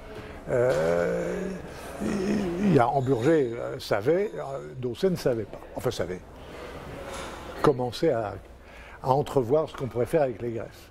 Dosset n'était pas du tout dans l'aura du monde de la transplantation. Jean Dosset était ce qu'on appelait à l'époque un transfuseur. Je dois dire que les médecins parlaient des transfuseurs avec un ton un peu condescendant. Et qu'est-ce que c'était les transfuseurs? À l'époque, les transfusions sanguines, c'était quand même pas, ça datait pas de si longtemps que ça. Et il y avait encore beaucoup à apprendre pour que les transfusions se passent bien, pour qu'elles soient efficaces, etc. Donc il y avait des médecins qui étaient dans les centres de transfusion ou dans les services d'hématologie qui s'étaient spécialisés dans l'étude des transfusions sanguines. Dosset était un de ceux-là. Et il travaillait chez Jean Bernard, qui était lui hématologue. Et l'une des qualités ou un défaut de Jean Dosset était d'être assez têtu. Et un jour, il s'est dit, moi je ne comprends pas pourquoi j'ai des malades qui reçoivent des transfusions, qui font des réactions fébriles après les transfusions, et parfois les transfusions après ces réactions fébriles sont inefficaces, c'est-à-dire que ce qu'on a transfusé ou rien, c'est la même chose. Et il dit, il faut que je comprenne. Et il s'est mis à travailler là-dessus. Et un jour, il n'a pas dit Eureka, mais presque, il a mis en évidence ce qu'on appelait à l'époque des agglutinines, c'était des anticorps aujourd'hui, mais on appelait ça des agglutinines, qu'il a découvert chez des sujets, chez des femmes enceintes, qui avaient eu des grossesses, et je crois aussi chez des gens polytransfusés. Il a découvert ces agglutinines et il a réussi à en caractériser une qui était dirigée contre telle chose. Et c'est ça la découverte du premier antigène HLA. Bien sûr, à l'époque, ça ne s'appelait pas comme ça, ça s'appelait DA1. DA1, ça voulait dire Dosset 1, en toute modestie. Puis il y a eu Dosset 2, Dosset 3, Dosset 4, jusqu'à Dosset 10. Et à ce moment-là, ça a suscité beaucoup d'intérêt dans le monde, et en particulier dans le monde de la transplantation. Mais, au préalable, quand Hamburger a entendu parler de ça, et Hamburger était à Necker, Dosset était à Saint-Louis, ils avaient des relations. Hamburger et Jean Bernard étaient deux grands médecins de l'époque, et donc se rencontraient souvent, avaient un club en commun, etc. Et Hamburger, depuis 1947, pensait qu'il y avait justement en greffe des groupes, comme les groupes sanguins, qui étaient des groupes de greffe, des groupes de tissus, qui pouvaient servir à apparier un donneur de tissu et un receveur de... Et quand il a entendu parler de la découverte, de la publication de Jean Dosset, lui a dit Eureka. Et il a dit, c'est probablement ça qui représente les groupes que je cherche, les groupes tissulaires que je cherche. Alors, il a été voir Jean Daussé et il lui a dit « Jean, je voudrais qu'on étudie l'influence de cet antigène que tu as trouvé, de ces quelques antigènes que tu as trouvés, qu'on les étudie chez les transplantés. » Oh, Daussé lui a dit « Écoute, c'est pas mon travail. » Et il a fallu beaucoup de temps à Hamburger pour convaincre Daussé de mettre en place une expérimentation pour voir si ces antigènes qu'il avait trouvés n'étaient pas liés d'une manière ou d'une autre au rejet des greffes. Alors à l'époque, vous voyez, dans les années entre 50 et 60, on ne pouvait pas aligner suffisamment de greffes pour faire une étude humaine de ça. Donc il a dit à Daussé, il faut faire une étude à partir de greffes de peau. Et je ne sais plus comment Rapaport, un chirurgien américain, a été introduit là-dedans. Je pense qu'il devait être en relation d'une manière ou d'une autre avec Daussé ou avec Hamburger, je ne sais pas. Enfin, ils ont fait venir. Pensez que ce chirurgien venait de Boston pour faire quoi? Des greffes de peau. Je ne sais pas, moi j'en ai fait, je vous dirai après pourquoi. Mais parce que c'est une greffe de peau, on découpe une petite pastille de peau comme ça, on enlève, on la pèle comme ça, et puis on la remet sur le receveur. On n'a pas besoin d'un chirurgien distingué pour faire ces greffes de peau. Mais à l'époque, tout devait se faire par le meilleur. Et ça, c'est une chose que j'ai appris d'Hamburger et que j'ai essayé de garder pendant toute ma vie. On doit toujours tout faire par le meilleur. Quand vous envoyez un patient voir un médecin consultant, vous devez choisir le médecin consultant que vous utiliseriez pour vous. Et ça a été un des enseignements que j'ai retenu d'Hamburger. Bon, passons. Donc, Rapaport, qui était un grand chirurgien, est venu faire des greffes de peau. Et ils ont mis en place une expérimentation. Et ils ont commencé par... Ça a permis aussi de découvrir d'autres groupes HLA, etc. Ça a permis le développement du système HLA, en même temps que ça a permis de montrer que ça servait dans les greffes d'organes. Et j'ai dû être un des premiers à faire un travail là-dessus, puisqu'il fallait que je fasse ma thèse en 1967. Donc j'ai commencé en 64 ou 5. Hamburger m'a dit, voilà, vous allez étudier la relation entre toutes les techniques qu'on a aujourd'hui pour essayer de trouver un appariement correct entre le donneur et le receveur. Et ma thèse s'appelle la sélection immunologique des donneurs d'organes en 1967. On avait à l'époque 10 antigènes, je ne dirais même pas 10 antigènes, on avait 10 trucs qui étaient affublés d'un numéro DA quelque chose, de DA de 1 à 10, qui aujourd'hui, il n'y en a plus qu'un qui existe, qui est le DA2, qui est devenu le HLA1. Non, c'était le DA1 qui est devenu le HLA2, je crois. Et j'ai fait ma thèse avec ça. Et donc je faisais des greffes de peau. Alors on faisait des greffes de peau pour sélectionner le receveur, alors on faisait que chez avec des donneurs vivants, bien sûr. Mais comme on ne pouvait pas faire la greffe de peau dans le sens du donneur vers le receveur, parce qu'on allait immuniser le receveur et il allait ensuite rejeter le rein, on faisait la peau dans le sens inverse, on faisait la greffe dans le sens inverse du receveur vers le donneur, en disant que s'ils étaient identiques, ça ne rejetterait ni dans un sens ni dans l'autre. Bon, ce qui est amusant, c'est que ma thèse a conclu qu'il y avait une relation entre ces antigènes HLA et la survie des greffes.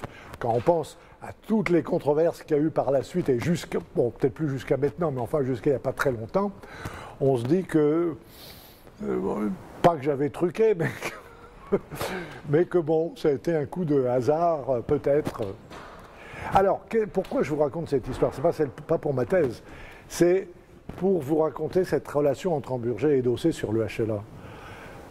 Un jour, j'étais avec Hamburger et d'autres gens du service à un congrès, je ne sais plus où, et est tombé, à la fin d'une séance du congrès, une nouvelle qui a fait qu'on s'est précipité vers Amburger pour le réconforter. On a appris que Jean Dosset venait d'avoir le prix Nobel pour la découverte du système HLA. Et qu'il y avait avec lui deux autres Américains, il y avait Snell et puis je ne sais plus quel était le troisième, qui étaient des hommes de laboratoire qui avaient aussi travaillé sur le même système chez les animaux, chez la souris. Amburger en a été malade, mais vraiment malade. Parce qu'il a dit, mais comment ?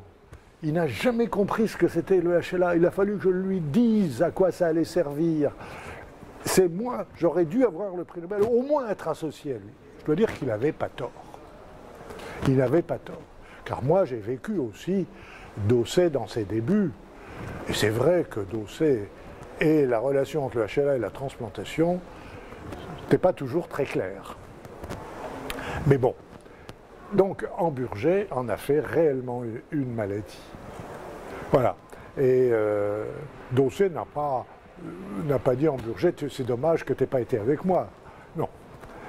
Et il y en a d'autres qui ont été malades dans le monde. Il y a eu le taipiste, celui qui faisait comme Dosset, mais en Hollande, qui était Jon van Rode, qui a été aussi... et puis d'autres probablement. Bon, voilà. Donc, vous voyez, un prix Nobel donné, ben, finalement, le prix Nobel n'est pas donné à ceux qui comprennent, il est donné à ceux qui trouvent. Dosset avait trouvé, indiscutablement. Il n'avait pas compris ce qu'il trouvait pour la transplantation, et il avait compris que c'était un anticorps qui allait expliquer les accidents transfusionnels. Bon, c'était intéressant, mais enfin, ça n'avait pas la portée qu'a eu le HLA par la suite. Amburger avait compris, mais il n'avait pas trouvé. Voilà la petite histoire du HLA en France. Non, je n'ai pas dit que ce n'était pas un grand médecin. J'ai dit que je ne mettrais pas le qualificatif de médecin. Du rapport médecin-patient. Entre autres. Mais je pense que moi, quand je l'ai connu, c'était déjà trop tard. Je pense qu'il a dû être un bon clinicien. Il a été formé à l'école d'un grand maître qui était Pasteur Valéry Radeau, à l'époque où la clinique était reine. Et je pense qu'Amburger a indiscutablement appris chez Pasteur Valéry Radeau une très bonne clinique médicale. Mais, comme je vous l'ai dit tout à l'heure, quand moi je l'ai connu, il était déjà un grand patron. Et il fallait qu'il ait raison. Donc son jugement médical, je ne sais pas s'il le pensait forcément, mais ce qu'il disait, de temps en temps, faisait dire quand même, il charrie un peu. L'exemple classique, mais qui était vrai chez beaucoup d'autres médecins dans la hiérarchie, était la recherche de ce qu'on appelle une splénomégalie, la grosse rate. Aujourd'hui, ce n'est pas un problème. Vous prenez un appareil d'écho et vous savez tout de suite si votre patient il a une grosse rate ou pas une grosse rate. À l'époque, il fallait palper le ventre pour savoir s'il y avait une grosse rate. Alors, sûrement, on ne parle pas des rates énormes que même l'étudiant en médecine de première année n'aurait pas raté. Mais toute la finesse du grand clinicien, c'était de découvrir les pointes de rate, les toutes petites rates, enfin les grosses petites rates, les petites grosses rates. Et Amburger excellait là-dedans, parce que dès que son assistant avait dit dans l'examen, nanana, et il n'y a pas de splénomégalie, on voyait sur le visage d'Amburger une ébauche de sourire à la Joconde, et dès que l'assistant avait terminé, après lui avoir dit que ses conclusions étaient sûrement fausses, il se levait, il mettait la main presque à distance pour pas trop s'approcher du patient sur l'abdomen du patient. Il disait, il est indiscutable qu'il y a une splénomégalie. Et votre diagnostic est donc faux. Bon, ça faisait... Alors voilà, je dis donc de ce point de vue-là, il nous choquait un peu, bon ça c'est un exemple, il y en a eu d'autres, mais ça nous choquait un peu. Je pense quand même que dans le fond c'était un très bon clinicien, mais pas au moment où il fallait qu'il donne une conclusion devant un aéropage qui devait dire Amburger est un grand médecin. Vous voyez ce que je veux dire? C'est très compliqué. Mais je crois qu'il faut d'abord que le médecin s'occupe de son patient avant la maladie de son patient. Il faut qu'il apprenne à savoir qui est son patient, dans quel milieu socio-culturel il évolue, quel est son passé, au moins son passé médical, mais parfois son passé tout court, son passé social, son passé familial. Et ensuite, qu'il s'intéresse à la maladie de son patient. Mais il ne faut pas qu'il s'intéresse à la maladie de son patient de façon désincarnée. Une maladie est chez un homme ou une femme. Et c'est d'abord l'homme et la femme qui sont importants. Et la maladie ne sera pas la même, forcément, dans la même maladie, chez deux êtres humains différents, dans des contextes socio-culturels ou autres différents. Donc, il est très important de commencer par comprendre et connaître son patient. Ce que ne font plus aujourd'hui, pratiquement plus en tout cas, je le vois un peu de loin, mais enfin je pense qu'ils ne le font plus beaucoup, les jeunes médecins. L'interrogatoire du patient était quelque chose de très important pour ne pas faire d'erreurs diagnostiques. Alors c'est vrai, c'était à l'époque où la clinique était, j'allais dire reine, elle était reine par la force des choses, parce qu'on n'avait pas beaucoup d'examens paracliniques qui nous aidaient.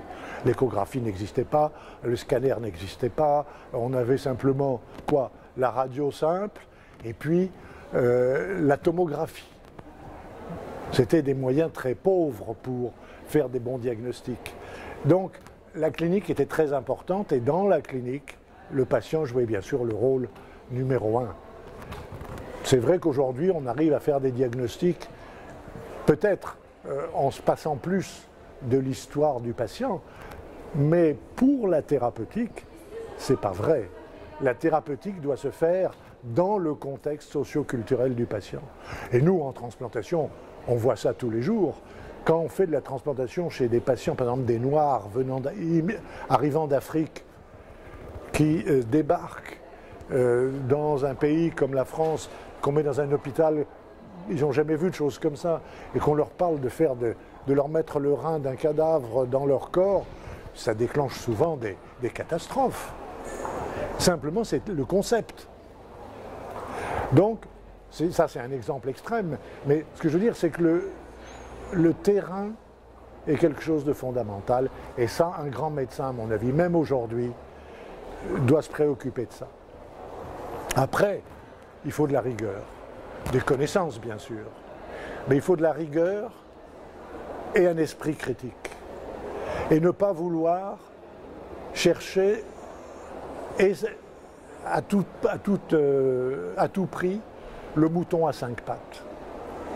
Or ça, c'est un travers que j'ai rencontré dans toute ma carrière. Le jeune médecin qui veut briller et qui veut, le jeune et le plus vieux d'ailleurs, et qui veut le mouton à 5 pattes pour faire une belle publication. À mon avis, celui-là ne sera jamais un très grand médecin. Le grand médecin, il doit être capable de s'occuper aussi bien d'une rougeole que d'une maladie rare. La transplantation. J'ai fait que ça toute ma vie. J'ai commencé très jeune parce que quand je suis arrivé, néphrologue chez Amburger, non, je ne suis pas arrivé néphrologue chez Amburger.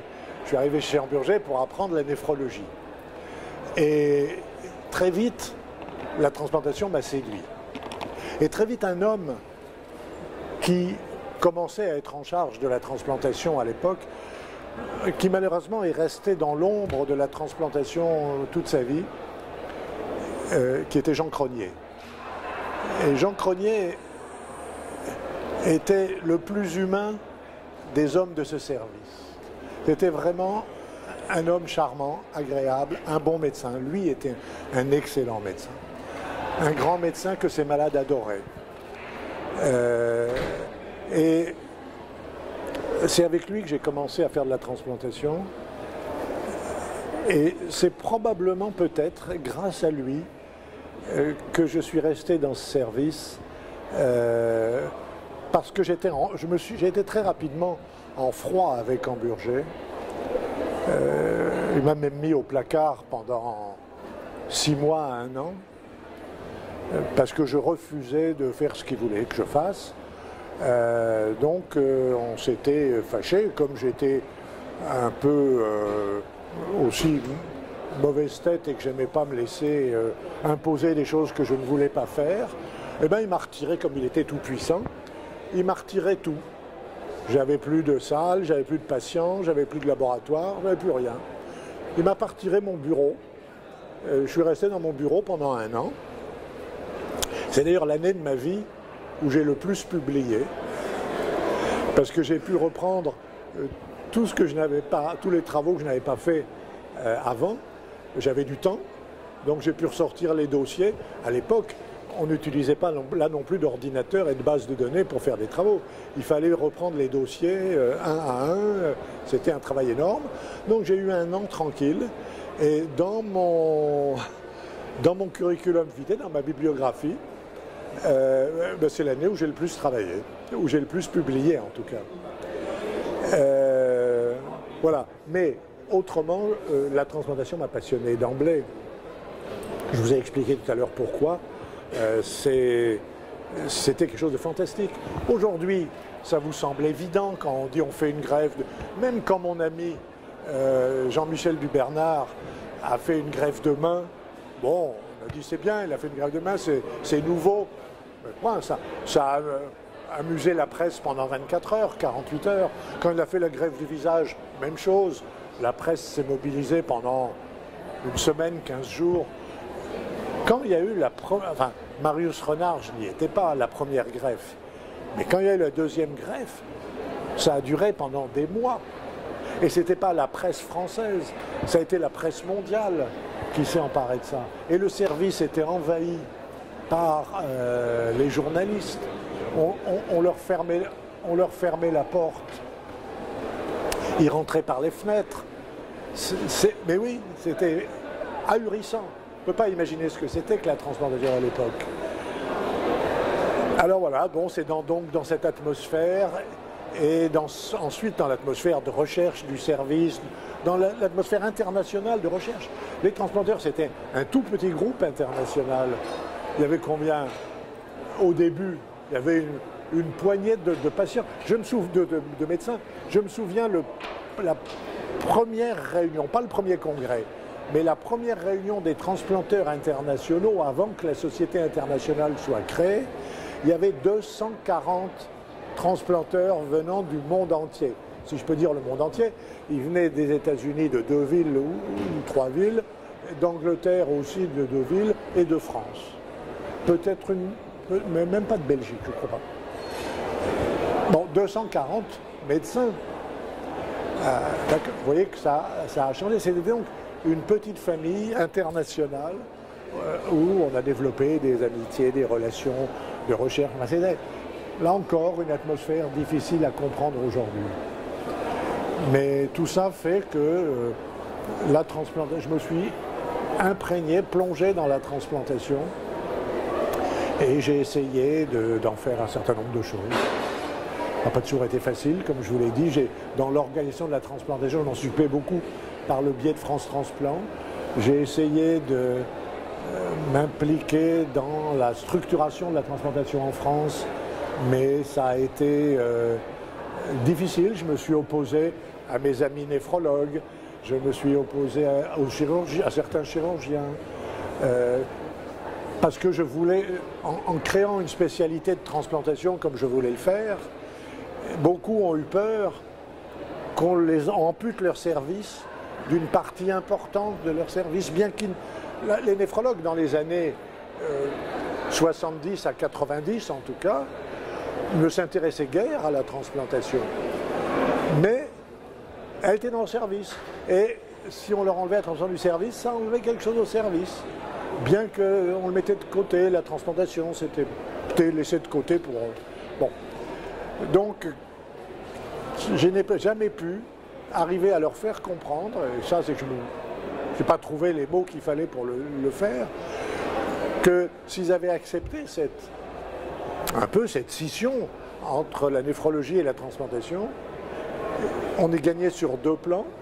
Sûrement sur le plan de la transplantation, parce qu'on regroupait les forces vives de transplantation. Nous vous informons que pour le premier départ du bus pour la soirée, le rendez-vous est à l'accueil. Merci. Parce qu'on regroupait les forces de transplantation et que les néphrologues, qu'est-ce que ça leur aura apporté? Eh bien, des débouchés supplémentaires pour leurs jeunes assistants qui ne savaient pas où caser. Parce que quand on crée une spécialité, on crée nécessairement des postes hospitaliers qui vont avec. Les néphrologues manquaient, comme tout le monde, manquaient de postes, en voulaient plus dans leur service. Mais si on avait créé la transplantation, ben ça aurait augmenté le nombre de postes. J'ai jamais réussi à faire passer cette idée. Il faut croire qu'elle était mauvaise. Mais je ne désespère pas de la voir un jour se concrétiser malgré tout. Encore que j'ai l'impression aujourd'hui, enfin, pas tout de suite, mais que d'ici une cinquantaine d'années, la transplantation va devenir peut-être quelque chose de très chirurgical. Et qu'on aura, au moins pendant une certaine période, on passera de la médecine à la chirurgie pure. Et puis on reviendra peut-être après à une autre forme, mais ça sera plus la même chose. Ça sera en laboratoire et la transplantation sera un acte chirurgical banal. Mais ça, personne d'ici ne le verra. Mais je pense que ça sera dans 50, au plus tôt d'une cinquantaine d'années pour les organes bio-artificiels et peut-être dans une centaine d'années pour ce qu'on appelle l'organogénèse, qui c'est la fabrication des organes, qui supprimera ensuite tout problème, autre que la nécessité d'avoir un chirurgien pour mettre l'organe en place. La chirurgie est un mal qui restera nécessaire. Là, c'est une chose importante. Quand vous vous leviez le matin pour être à une réunion à 7h30 du matin dans le service, se dire que vous allez y aller rencontrer des gens que vous aimez, eh ben, vous y allez facilement. Passer la nuit avec des gens qui sont des amis, on passait la nuit. Nous informons que la première navette va bientôt partir. Nous vous remercions de vous rendre à l'accueil. On passait la nuit facilement avec des amis et on recommençait le matin à travailler. Quand je vous disais tout à l'heure que j'ai été de garde d'astreinte pendant 10 ans, ce que je ne vous ai pas dit, c'est qu'il fallait 24 à 48 heures entre le moment où on avait le premier appel et le moment où la greffe se terminait. Eh bien moi, quand la greffe se faisait à Necker, je passais 48 heures entiers, sans dormir. Parfois je m'endormais en salle d'opération parce que j'allais en salle d'opération. D'abord parce que j'apportais le rein, je le reperfusais avant que le chirurgien ne le prenne. Et puis je surveillais ce que faisait le chirurgien, si je peux dire. C'est-à-dire que j'étais en permanence sur le champ opératoire à regarder ce que faisait le chirurgien. À tel point que, par la suite, certains chirurgiens plus jeunes arrivant en transplantation m'appelaient parfois, si je n'étais pas en salle d'op, pour me dire « tu ne peux pas venir, on a un problème, on ne sait pas très bien ce qu'on devrait faire ». Alors moi, c'est moi le médecin qui allait leur dire « ben non, je pense qu'il faudrait faire ça et ça ». Donc il fallait passer 48 heures en salle d'opération, enfin pour faire la greffe, avec tout ce que ça comportait. Eh bien, je vous promets que si on arrivait dans un environnement de travail qui n'était pas un environnement de travail sympathique, on ne l'aurait pas fait. Donc cette relation amicale était très précieuse, ce qui n'empêchait pas les pots de banane. Hein. Il y avait même sans arrêt des pots de banane dans la famille, parce qu'on savait que toute la famille n'arriverait pas, tous les membres de la famille n'arriveraient pas au sommet. Donc il fallait toujours le frère à côté, il fallait toujours attention quand il a fini sa banane, qu'il ne vous mette pas la peau sous les pieds. Mais ça, c'est dans une famille, c'est toujours comme ça. Hein. Plus maintenant, mais avant, il y avait celui qui allait avoir l'héritage. Hein. Alors, en général, c'était l'aîné, mais pas toujours. Si vous aviez mis une peau de banane sous l'aîné, c'était celui d'après qui devenait l'aîné. Eh bien, c'était la même chose. Parce qu'aujourd'hui, la plupart des gens qui viennent vous demandez un poste de chef de clinique, ils vous demandent quelle va être la fin de leur carrière. Hein. Quand vous leur donnez le poste de chef de clinique, même parfois d'interne, mais enfin au moins de chef de clinique, ils vous disent d'accord. Et ensuite, je serai MCU-PH quand, je serai PU-PH quand. Et ils ont leur calendrier tout tracé. Moi, je me souviens, quand on entrait dans un service hospitalier, on vous disait strictement rien. On vous disait, vous venez comme chef de clinique, bon, on est obligé de vous garder 2 ans, on verra après. Et puis, à tout le monde, c'était comme ça. Et puis, il fallait se battre pour éventuellement pouvoir faire les 7 ans de clinica auxquels qu'on pouvait faire. Et puis, au bout de ça, ne pas être à la rue, mais espérer avoir un poste permanent dans le service. Mais personne ne vous avait jamais promis quoi que ce soit. Donc, il fallait bien que l'environnement soit quand même un peu sympathique pour que... D'abord pour qu'on sache à qui glisser les pots de banane, et ensuite pour qu'on ait envie de se retrouver quand même tous les jours. Hein. Et cette vie de famille, ben on l'avait, pas pendant le travail, enfin encore, même si le travail même était sympathique, mais quand on faisait des pauses, ben on faisait des pots qui étaient des vrais, comme ça, un pot pour rien. On terminait le travail un jour à 8h du soir, je me souviens, la laiticienne disait « Ah tiens, je vous ai préparé un petit punch avec l'alcool que j'ai obtenu de mon copain pharmacien. » C'est l'alcool à 90. Hein. Et puis une autre disait « Moi, je vous ai apporté des crêpes ou je vous ai fait des crêpes au sarrasin, on va faire un petit pot. » Et on faisait un pot impromptu comme ça, mais c'était sans arrêt. Mais ça permettait de ne pas dire j'ai à faire tant d'heures par semaine. Non, on n'avait pas tant d'heures par semaine à faire. On venait, c'était notre vie. Se passait là. Je retournais parfois dormir chez moi. D'ailleurs pour ça qu'on changeait beaucoup de femmes. Moi j'en ai eu beaucoup. La plupart de mes collègues à l'époque changeaient de femmes assez souvent également, parce que les femmes elles ne supportaient pas. On n'était jamais à la maison, ou pas souvent. Donc fatalement, quand on était à l'hôpital, il y avait aussi des femmes qui restaient à l'hôpital, des infirmières. Donc bon, les femmes légales n'appréciaient pas forcément beaucoup ça, et les divorces étaient fréquents.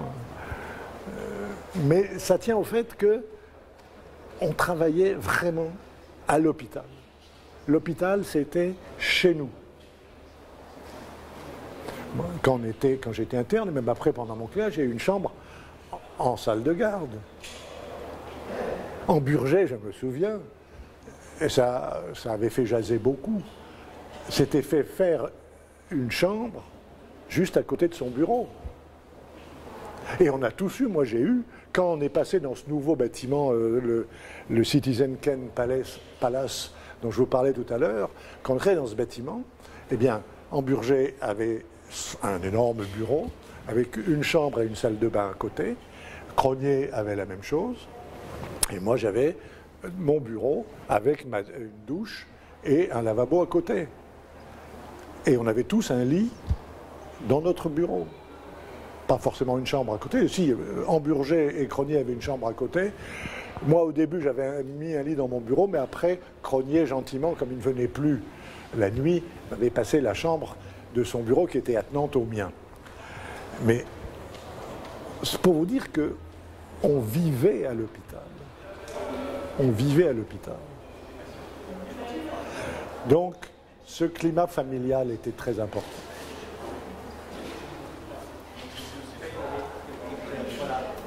Aujourd'hui, quand les gens vivent à l'hôpital, ils disent demain, je ne viens pas parce que je rattrape ma garde. On n'a jamais rien rattrapé. C'est un regret. Ah, aucun regret. Aucun, ça a été les plus belles années de ma vie. Aucun regret. C'était fantastique. Vraiment, on a vécu quelque chose de fantastique que je ne ressens plus aujourd'hui. Peut-être que les jeunes ressentent des choses similaires. Je ne sais pas. Moi, voyant ce qui se passe, je ne le ressens pas. Mais à l'époque, pour rien au monde, on aurait dit à l'autre, non, écoute, ce soir, je ne peux pas m'occuper de cette greffe, tu t'en occupes. Jamais pour rien au monde. Et on souhaitait que on en ait le plus à faire, parce que c'était aussi battre un peu des records. Moi, je me souviens un jour, en un week-end, on a fait 4 transplantations. À l'époque, c'était... Aujourd'hui, ça existe. Ça arrive souvent. À l'époque, c'était incroyable. Et je me souviens de notre chirurgien, qui était un garçon merveilleux, qui était Michel Lacombe. Michel Lacombe n'aimait que l'extrême. Et quand il a pu faire 4 greffes les unes à la suite des autres, il était aux anges. Il y a passé, je ne sais pas, tout le week-end. Mais on n'aurait jamais élevé la moindre remarque en disant mais qu'est-ce qu'on ne nous fait pas faire? Pas du tout, on était ravis de faire ça. Et ce n'était pas on qui nous le faisait faire, c'était nous qui le faisions. C'était nous qui l'organisions. C'était nous qui essayions de compresser le temps pour arriver à le faire. Mais l'administration à l'époque n'existait pas. L'hôpital était sous le règne médical. Ça aussi, ça a changé. Hélas.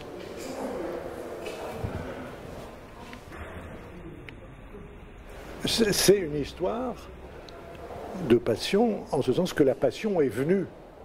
Je n'ai pas passionné, je n'ai pas choisi la transplantation parce que j'étais passionné par la transplantation, je ne savais même pas que ça existait, d'ailleurs ça n'existait pas quand j'ai commencé, à peine quand j'ai commencé la médecine. La passion est venue dans le service en Burgé et dans la pratique de la transplantation. Je ne sais pas si j'aurais eu la même passion si j'étais arrivé en transplantation, 10 ans plus tard. C'est-à-dire si j'étais arrivé directement dans ce nouveau bâtiment. Je crois que cette passion est venue de la chaleur, malgré la froideur dans Burgé, de la chaleur du service. C'est assez curieux ce contraste qu'il y avait entre la chaleur de ce service, entre l'équipe, et puis la froideur dès qu'en Burgé se manifestait. Mais il y avait quand même une chaleur dans le service et on avait envie d'y aller, il y avait une passion, et tout le monde était passionné. Tout le monde, même les infirmières. Les infirmières étaient là depuis des années et des années, restaient, ne voulaient pas s'en aller. C'était des équipes médico-infirmières, c'était fabuleux. On n'a plus ça aujourd'hui, ça n'existe plus. Alors, moi, ce que je pense, mais c'est vrai pas que de la médecine, c'est vrai de toute profession, c'est qu'il faut toujours essayer de le faire au plus haut niveau possible pour soi. C'est-à-dire que être médecin, si c'est pour faire de la médecine générale, je ne dis pas qu'il ne faut pas de médecine générale, mais si c'est pour faire de la médecine générale, je dirais, bon, effectivement, on peut aimer faire de la médecine générale, telle que je la vois pratiquée par mes collègues généralistes, ça ne m'excite pas beaucoup. Et je ne conseillerais pas à quelqu'un de prendre cette voie-là, bien qu'il faille des médecins généralistes. Je leur conseillerais plutôt d'essayer de faire une médecine universitaire, une médecine du plus haut niveau possible, faire une médecine avec de la recherche pour progresser, pour essayer de comprendre des choses qu'ils ne comprennent pas autrement, essayer de trouver eux-mêmes les réponses à ces choses. C'est-à-dire, je leur conseillerais de faire une médecine élitiste, mais ce qui n'est pas forcément bien à l'échelon de la nation, si vous voulez. Je pense que c'est bien pour certains individus qui ont les capacités de devenir une élite médicale, mais c'est vrai que ce n'est pas bon à l'échelon de la nation. Donc c'est... Mais c'est pas la nation qui me demanderait ce que je conseillerais aux médecins, c'est un individu. Donc je lui conseillerais ça parce que moi c'est ce qui m'intéresse dans la médecine. J'ai beaucoup considéré la médecine un peu comme un roman policier, la maladie comme le coupable, le médecin comme l'inspecteur.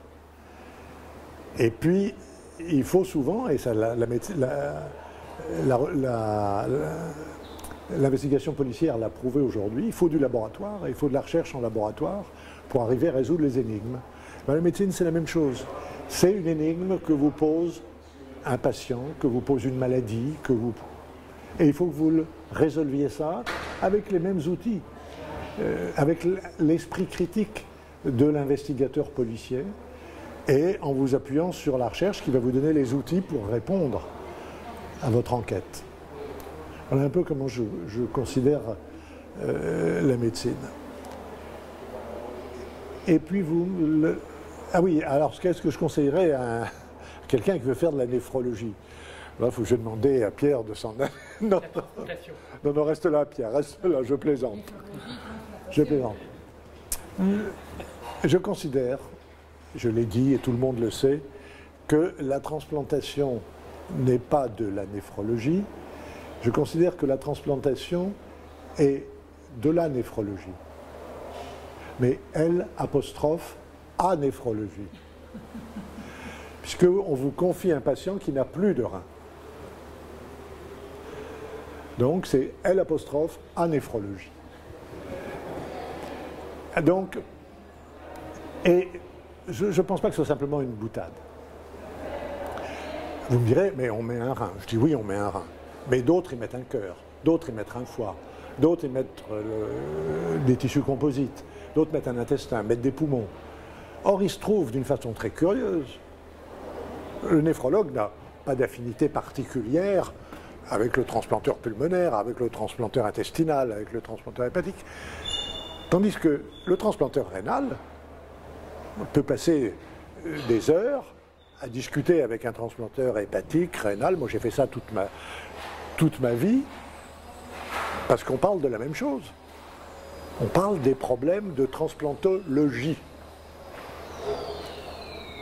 Or, les problèmes de transplantologie ne sont pas les problèmes de néphrologie, même si on a mis un rein au malade. Alors, bien sûr, on a besoin de la néphrologie parce qu'on transplante quand même un rein et que un certain nombre de pathologies du rein vont réapparaître sur le rein transplanté parce qu'on a besoin de connaître le fonctionnement de l'organe qu'on transplante pour comprendre un certain nombre de ses dysfonctions après la transplantation.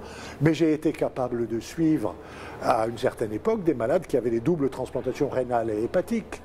Je suivais aussi bien le côté hépatique que le côté rénal, ou des transplantations cardiaques et rénales. Et un de mes collègues, qui ne se dit pas transplantologue à mon grand dame, et qui est le plus beau transplantologue de France qui existe, ça y est, l'Alzheimer qui arrive, Durand, à Toulouse. Durand à Toulouse est un transplantologue complet. Il s'occupait de transplanter hépatique, de transplanter cardiaque, de transplanter rénaux, de transplanter pancréatique. Mais lui, il disait non, moi je suis néphrologue. Je lui dis non, écoute, tu es le plus beau transplantologue qui existe. Voilà, alors, il est bien évident que la transplantologie me passionne et je considère que ce que j'entrevoyais tout à l'heure, ce que je vous disais tout à l'heure en entrevoyant l'avenir, me semble devenir un avenir passionnant qui est cet avenir de la fabrique des organes. Et je pense que ce sera une étape aussi fantastique que l'a été la mise en place d'un premier greffon. Quand on va fabriquer et mettre en place le premier organe bio-artificiel, ça va être, à mon avis, quelque chose de fantastique.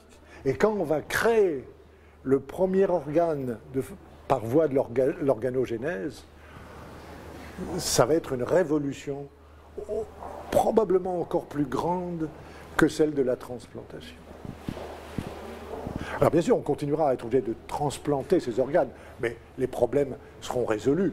Il n'y aura plus aucun problème. Donc ça sera, comme je vous disais tout à l'heure, un problème de couture de l'organe, problème de chirurgien, et encore, ce sera un problème de jeunes chirurgiens probablement. Les vieux, ça les intéressera même peut-être plus. Donc, moi, je conseillerais beaucoup aujourd'hui aux futurs transplanteurs, aux futurs néphrologues, de faire de la transplantation en oubliant les problèmes qui ont été les nôtres et qui ont finalement abouti à l'échec actuel. Car on est devant un échec de la transplantation.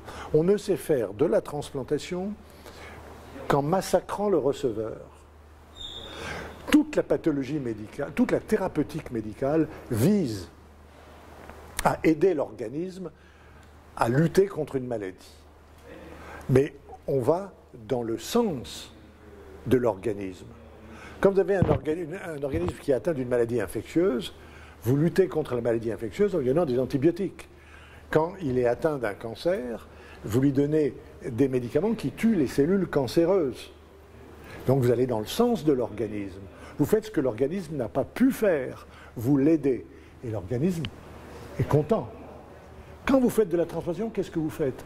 Vous vous opposez à la loi fondamentale par laquelle nous vivons, qui est le rejet de l'étranger. Nous devons rejeter l'étranger. C'est dur à dire, mais nous ne vivons que parce que nous savons et nous pouvons rejeter l'étranger. Si nous ne rejetons pas l'étranger, nous mourrons. On n'aurait pas de système immunitaire, on serait morts, tous. Eh bien, le transplanteur, qu'est-ce qu'il fait? Il a la prétention de faire supporter un organe étranger à un organisme. Donc de détruire ces mécanismes de défense essentiels, ces mécanismes de défense vitaux. C'est un échec. Même si on a apparemment des réussites de transplantation, c'est un échec. Et on ne progressera pas dans cette voie, à mon avis, très loin. En revanche, si on lui donne un organe qui est le sien, là, on l'aide, puisqu'on remplace son organe détruit par un organe qui est à lui, qu'on a fabriqué, mais qu'on a fabriqué comme le sien, au modèle du sien. C'est un clone, c'est un organe cloné. Là, on va aider l'organisme, et là, on aura réussi la transplantation.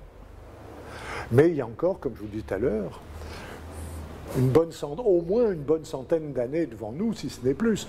Donc, un jeune qui commence maintenant, eh ben, il a du pain sur la planche, et un pain sûrement très, très, très intéressant. Moi, c'est dans cette voie que je m'orienterai aujourd'hui.